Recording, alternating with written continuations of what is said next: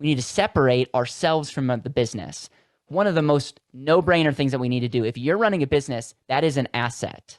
You need to separate yourself from that, which means there's two ways to get paid. Like you pay people for the work that they do, and then the owner gets paid in the surplus or the profits of what that asset produces.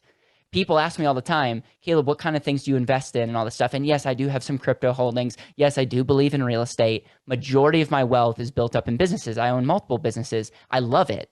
But I see it selfishly as assets that are super underpriced because while people are investing in the stock market, super efficient market, which means the prices are really on point, the real estate market's pretty efficient. It's less efficient than the stock market. So there are opportunities. I think businesses, if you have the it factor, is like the wild, wild west. And you can buy businesses for pennies on the dollar and crank them up and either sell them or cash flow them. And so all I say is a business for me is an asset. It's not a dream job that I have.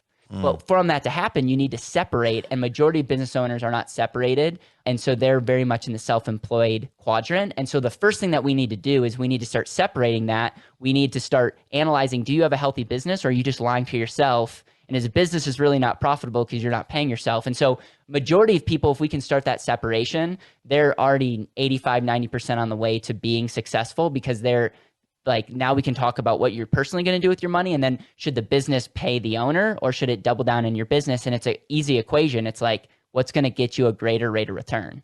And so it's like, I don't want to simplify this, but majority of business owners listening to this are really caught into, it's more of a bookkeeping. They need to figure out how to separate themselves and stop lying to themselves. And from there, you're creating a foundation that you can start building wealth on.